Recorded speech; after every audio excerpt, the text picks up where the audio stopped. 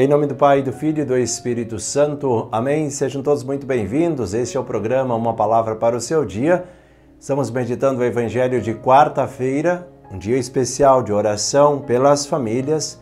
Todas as quartas-feiras, aqui no nosso canal de evangelização, rezamos pelas famílias, pedindo a intercessão de São José. Por isso, reza comigo. São José, providenciai. Tudo aquilo que a sua família precisa, que São José providencia, assim como São José providenciou para sanar todas as necessidades da Sagrada Família de Nazaré, que a nossa família seja protegida por São José. Hoje a igreja nos convida a celebrar Santo André, apóstolo. Então eu gostaria que você também pegasse a sua Bíblia para nós meditarmos um pouquinho sobre como foi também esse chamado do apóstolo Santo André. O Evangelho é retirado de Mateus capítulo 4, versículos 18 ao 22. O texto diz assim: Andando à beira do mar da Galileia, Jesus viu dois irmãos, Simão, chamado Pedro, e seu irmão André. Estavam lançando a rede no lago, pois eram pescadores. Jesus lhes disse: Venham após mim, e eu farei de vocês pescadores de gente. Imediatamente, abandonando as redes, eles o seguiram. Indo adiante, viu outros dois irmãos, Tiago, filho de Zebedeu, e o seu irmão João. Estavam na barca com o pai Zebedeu, consertando as redes. Jesus os chamou. Imediatamente, abandonando a barca e o pai, eles o seguiram. Palavra da salvação. Glória a vós, Senhor. Vamos juntos meditar a palavra deste dia.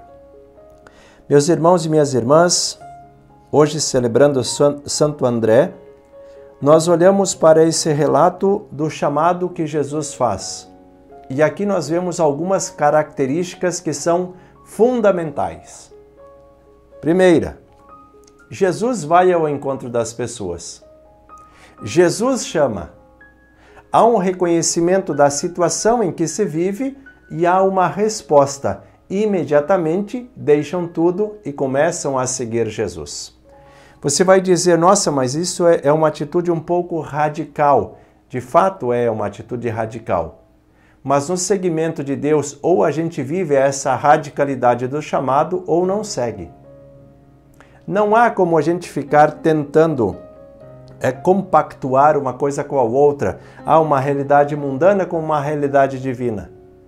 Não conseguimos servir a dois senhores. Não tem como a gente igualar as situações, porque as coisas são distintas. Nós precisamos ter um foco. E esse foco poderíamos resumir na seguinte frase: estamos no mundo, mas não somos do mundo. E aí você precisa criar uma estratégia. Por exemplo, quando você é adolescente, você sonha em se formar numa faculdade, você precisa criar uma estratégia. Eu preciso trabalhar para estudar e assim me formar e ter uma profissão, a profissão que eu sonho. Mas para que isso aconteça, você precisa de um caminho, e esse caminho muitas vezes é do trabalho, de ajuda de alguém, da disponibilidade de outro, e assim nós vamos chegando ao nosso objetivo. O caminho nosso, enquanto cristãos, é semelhante. Qual que é o nosso objetivo? Permanecer junto de Deus no céu, e assim um dia viver a eternidade com Ele. Mas para isso, nós estamos ainda no mundo. E o mundo também vai nos favorecer para que nós possamos chegar lá, desde que nós trilhemos o caminho correto. O mundo ele está aí, com, centenas de caminhos. Um caminho te aproxima de Deus. E outros tantos tentam nos levar, tentam até com palavras bonitas nos seduzir, mas não levam a lugar nenhum. Por isso nós precisamos desta radicalidade. Afinal, o que você quer? A partir do momento que nós fizermos esta escolha do que de fato nós queremos, aí vem o segundo passo. Porque aqueles homens que estavam ali na pescaria poderiam dizer para Jesus, não, essa é a nossa profissão, nós temos o nosso pai aqui, a gente ajuda ele e a gente vai ficar aqui e ponto. É uma escolha que eles eram, de forma livre, capazes de fazer.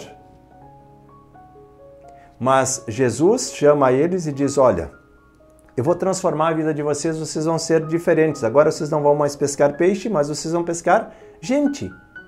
Vão ir atrás das pessoas. Eles não ficam ali trocando uma ideia, será que isso é bom, será que não, o que eu vou lucrar com isso? Eles já sentem o chamado no coração que aquilo ali é algo de Deus. Veja, quando as coisas são de Deus no nosso coração, não há o que duvidar. Mas como que eles souberam disso? Porque eles já eram pessoas de Deus. Quando a gente está mergulhado numa realidade mundana, mesmo que Deus fale, a gente não consegue identificar a voz. Quando nós estamos com os nossos ouvidos treinados, a gente já sabe, esta voz é conhecida. Essa voz é da nossa intimidade e eu sei quem está falando. Quem é uma pessoa de oração conhece quando Deus fala. E eles sabiam porque eles eram pessoas de oração. E quando Jesus falou, eles não tiveram a menor dúvida. Largaram tudo o que estavam fazendo e imediatamente começaram a seguir Jesus. Eu gostaria de dar um exemplo com alguma coisa. Por exemplo, aqui, a gente pega uma caneta.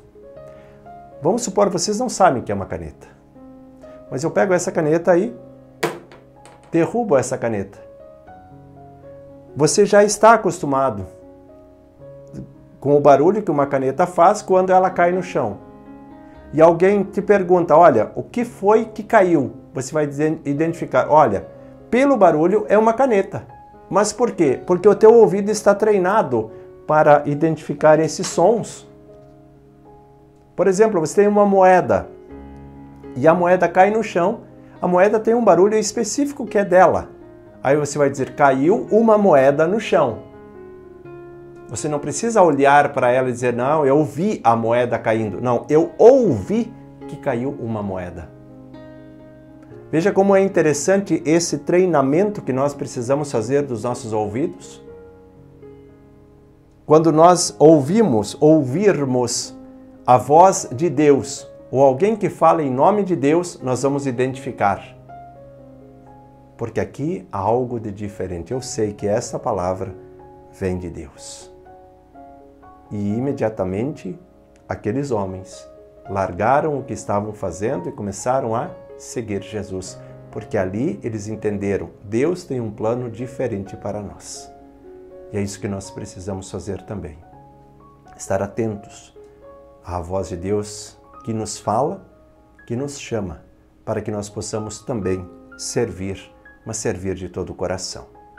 Pensemos um pouco sobre isso. Peçamos a bênção de Deus sobre nós e hoje de maneira especial sobre todas as nossas famílias. Em nome do Pai, do Filho e do Espírito Santo. Amém. Permaneçamos todos na paz de Deus e até o próximo momento de oração.